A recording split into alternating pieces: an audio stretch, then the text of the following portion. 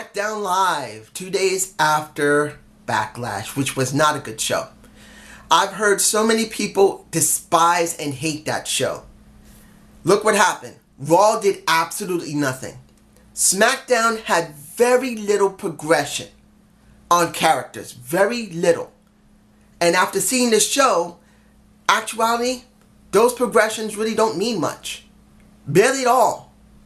At least at this moment. There's only one thing on this show that I really did enjoy. No, two. Two things on this show I truly did enjoy. Even if one of them was incredibly brief. There were two things. Let's go through the rest of the show. Charlotte versus Payton Royce. The Iconics are lovely. They know how to talk. But I want to make this very clear to everyone who is subscribed to me. If they think I believe that the Iconics are incredible wrestlers, no. They're both still green. They're great on the mic. They look great when it comes to helping someone else. If they're helping each other, it works. But when it comes to in-ring performance, they're not that good. And when you see this match against Charlotte, it shows. I'm not against Payton Royce, and I'm definitely not against Billie Kay. I would marry Billie Kay. Hell, I would marry Payton Royce too. I think I would rather have Billie Kay more than Payton Royce. I think when she wakes up in the morning, she'll look a lot more prettier and a lot more happier. But anyway, when it comes down to it, this match really was botchy. Now, you could say that Payton Royce did a lot of botchiness. Honestly, it was both of them. Charlotte was not that good. I still stand by what I say. Charlotte is still green. Charlotte does not have her own style. She's doing her dad's style with a twist on it. She's done almost everything her father has done. Literally. The only thing she's done a bit different is the figure eight. That's it. She has no style of her own. And it shows here. And it's very boring. Like I say, I don't hate Charlotte. I just wish she would find her own style than her father. She's nowhere near her father. And that just makes her seem sad, honestly. And when I saw this match, I thought, well, what happened on Backlash? If they did this here, it would help. If they're going to try and progress Charlotte's character. But no, they let her win against Payton Royce. Mind you, it doesn't mean she'll win at Money in the Bank. And that's what I'm hoping for, that she doesn't win. Because when it comes down to it, if she wins Money in the Bank and goes up against that's if Carmella keeps the title, what does she actually gain? She didn't gain anything from Asuka. I pose this to anyone.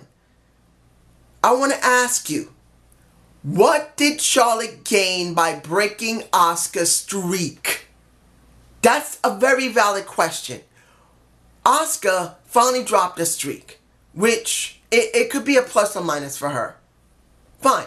But what did Charlotte gain by taking that streak from Asuka? Tell me, did it solidify her as a better champion? No. Did it solidify her as one of the best women of wrestling? No, because she's still very botchy. So what did she gain by just jobbing out Asuka? I mean, what did they gain by jobbing out Asuka? Nothing. Because it could have gone to somebody else that was more worthy of it. Now, the qualifying match of, where was it? I'm going to get this over with right now. Bryan versus Rusev. Now, I could wait for the end of this review, but there's no real point to it. Look, you guys wanted Bryan to go into Money in the Bank, and he could still go into Money in the Bank. It's still about 5.5 weeks left before Money in the Bank comes out, and they could give him a second opportunity to try and take that Money in the Bank, well, try to get into the Money in the Bank match and get the briefcase. So if you're upset, you shouldn't be, because there's still opportunity. You got about 5.5 weeks to go. Seeing that he lost was actually a good thing. It progresses his character, because then it progresses what needs to be done with The Miz. And seeing that he seems to be so disheartened makes it even better for The Miz. Even though The Miz lost a Backlash, you already know what I'm going to talk about in the next few moments. It helps their feud. Seeing that Daniel Bryan is like down makes it really good for The Miz to be up and then chew his ass out and bother him and taunt him and makes the feud more juicy. Now, let's go to the opening of the show. The first of the two things I really enjoyed. The Miz versus Jeff Hardy. You can't top what happened with The Miz and Seth Rollins at Backlash here on this Smackdown Live. It's just not going to happen. You don't have Seth Rollins here. You don't have The Miz here. And I'll say this about Seth Rollins and The Miz. Seth Rollins, at this moment, next to AJ Styles, not Daniel Bryan, not Shinsuke Nakamura, it's either Seth Rollins or AJ Styles are the two best face characters and performers they got. Who is the best heel they have? There's only one. And that is so sad to see, but there's only one true heel that goes great on the mic, and that goes great in the ring, and that is truly Michael Mizbin, The Miz. I've said this for years. The man is the best they have. The minute that man leaves the company, they got a huge, this is a small hole. When one of their best heels leave, before The Miz, there was always someone to cover, so they had a small gap in the heel problem. The heel picture. When The Miz leaves, it's this. It's not this little hole here. It's this. A huge hole once The Miz leaves. Whether he leaves because he's hurt, whether he leaves because he wants to do a movie outside WWE, whether he leaves because I'm just done, I've saved enough money, I want to save my body, I'm quitting. It makes no difference. The WWE will never be the same again. Never, until they can get another built heel. And he is the best they produced in more than 2 decades. I'm sorry. It's been a long time since you had a heel that is from a new generation, not a previous generation, a new generation that didn't leave the company. He's it. And this match was beautifully well done. Even though, Jeff Hardy's not one of the greatest workers, he still can put on a good performance. And with The Miz, who I believe generally never has a bad match. It's extremely rare for The Miz to do botchiness. It's very rare that one of his matches is bad. So this match was very good. Grade A, very good. The second thing I loved in this show, seeing Naomi, seeing that she could be getting into the ladder match. Seeing that she had her segment, which I wish they would stop doing the camera segments now. It's gone a little too far. It's gotten boring. If it was done very rarely, maybe 2 people a month do it. So one person in a month does it, another person in a month does it. That's it. And then when it's like a special occasion, like a Survivor Series, then you can do it. But you're doing it all the time, so it really takes away from the specialness of it. But I gotta say, I'm happy to see that Naomi had her spotlight saying, I'm coming for that Money in the Bank briefcase, and you're gonna feel the glow, baby. Fine with it.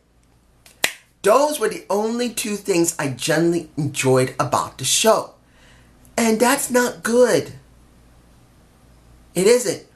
I really didn't see much in this show at all. Look, the Bruiser Brothers had finally a promo segment where they talked. Short, sweet, to the point. I'll say that.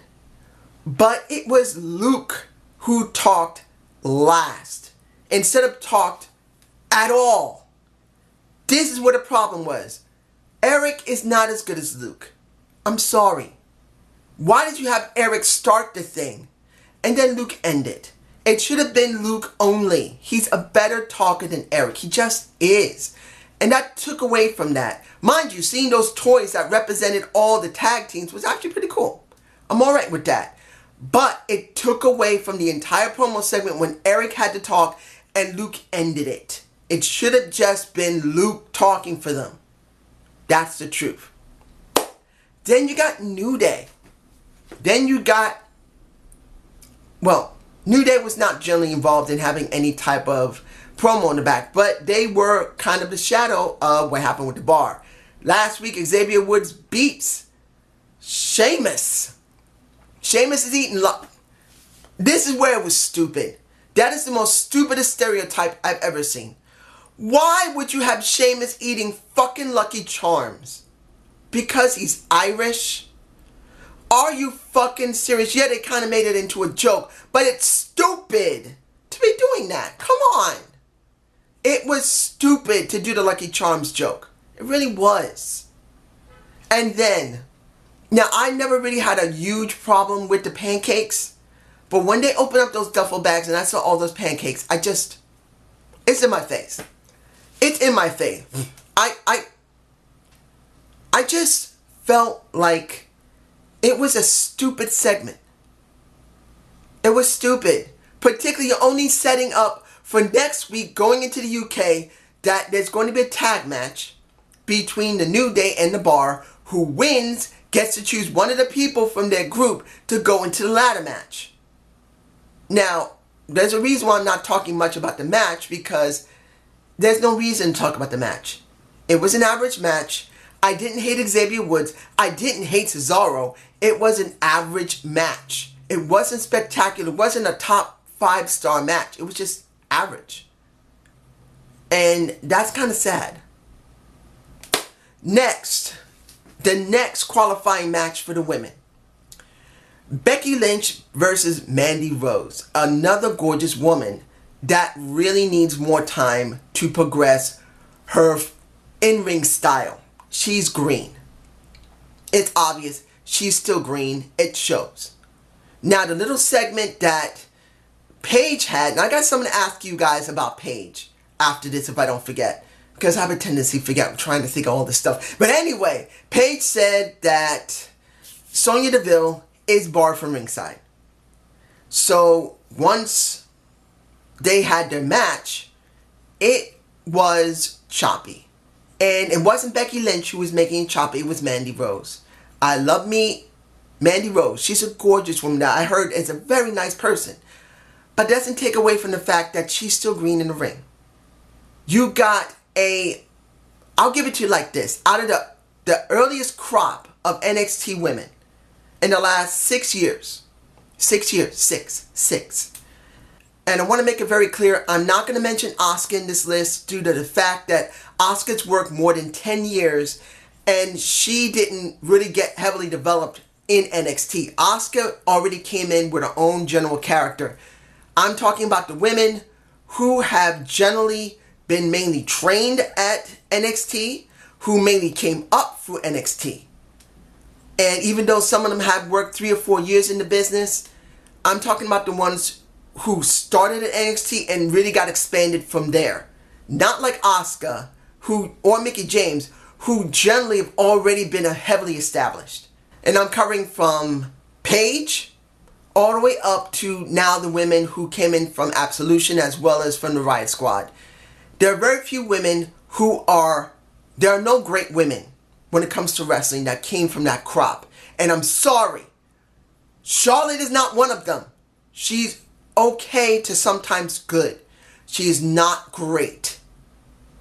And I know people are going to say, you're not going to say the person I think you're going to say. Well, yes, I am. There's only a few women that are extremely good at wrestling. That are very good, but not great. Very good. One of them is Ruby Riott. Another one is Becky Lynch. There's no lie about that. Another one is Bayley. And I believe the most polished of them all, and I know a lot of people say, that you can't be talking about that botchy bitch.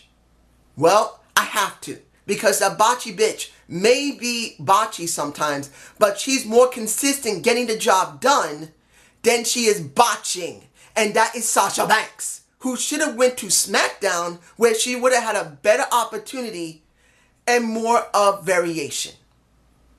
You got to be doing this properly. Sasha Banks, number one, is the most polished and well-rounded wrestler. Bayley is second. Ruby Riott is third. Becky Lynch is fourth. And the only reason I'm doing Ruby Riott over Becky Lynch is because when I saw her go up against Charlotte, when she botched so badly with Charlotte that she had to do the job for Charlotte, it shows that she can adapt a lot more than most women. Because when it comes down to it, Bayley and Sasha can adapt just like Ruby Riott. I can say that when it comes to Becky, she can adapt, but not as quickly. In the end, Mandi Rose wins.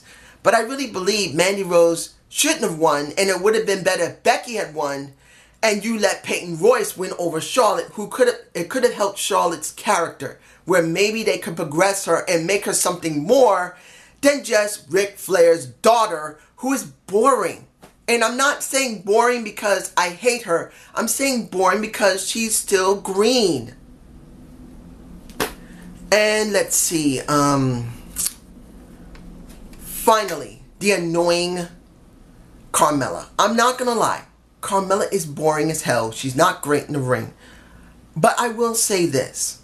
As I said in Backlash, you will get fresh feuds using Carmella. Doesn't mean it's going to be great. And I never said that in Backlash. But at least it will be fresh feuds instead of seeing the same people in the ring. And it kind of carries me back to what happened with Charlotte. Charlotte is the same way. I'm hoping Charlotte doesn't win Money in the Bank. Because if she loses again, maybe, just maybe, they will allow her to start progressing her character into something outside Ric Flair's shadow. Because that's where she is. She's in Ric Flair's shadow. And that's sad. Charlotte has ability, but it's still very green. And because she's doing what her dad's been doing, I just don't see anything. Charlotte is being, well, I'm not saying Charlotte's being wasted. Charlotte is too green. Change her. I think maybe that's the best way to say it. But this is just my point of view. And I know I probably missed some other stuff, but I think that's enough to be understood. Have a good day, have a good night, and peace.